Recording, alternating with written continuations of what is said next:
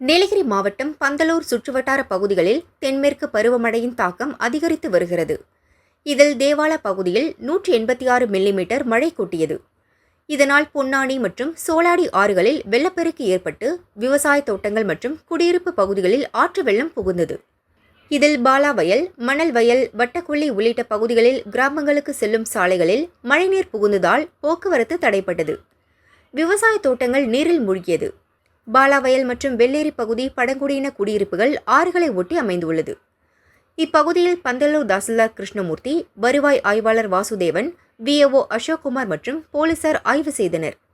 வீடுகள் அருகே மழை வெள்ளம் புகுந்ததால் உடனடியாக அவர்களை மீட்பதற்கான வாகனங்கள் தயாராக நிறுத்தி வைக்கப்பட்டுள்ளது. அம்பலமூலா, பொன்னானி மற்றும் வெள்ளேரி பகுதிகளில் தற்காலிக முகாம்களும் தயார் நிலையில் வைக்கப்பட்டுள்ளன.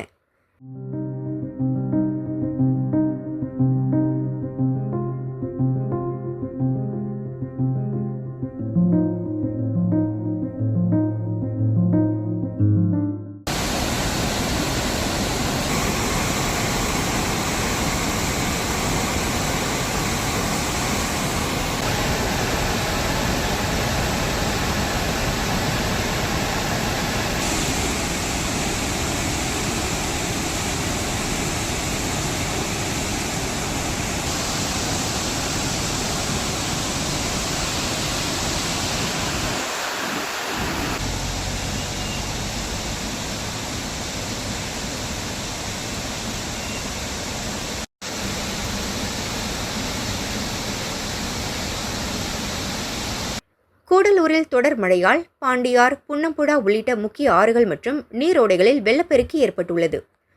செவ்வாய் காலை முதல் இரவு வரை விடிய விடிய பெய்த மழையால் தொரப்பள்ளி, குனில் வழியாக செல்லும் தொரப்பள்ளி ஆற்றில் வெள்ளப்பெருக்கு ஏற்பட்டது. மழை வெள்ளம் அதிகாலை இருவயல் கிராமத்தின் குடியிருப்புகளில் சூழ்ந்தது.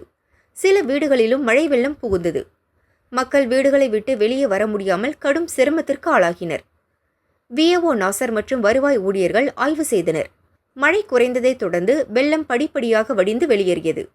குடியிருப்போர் கூறுகையில், ஆண்டுதோறும் பருவமழையின் போது கிராமத்திற்குள் மழைநீர் புகுவது வாடிக்கையாக உள்ளது. குடியிருப்போரின் இயல்பு வாழ்க்கை பெரிதும் பாதிக்கப்பட்டு வருகிறது. குடியிருப்பு பகுதிகளில் வெள்ளம் புகாமல் தடுக்க அரசு நடவடிக்கை எடுக்க வேண்டும் என்றனர்.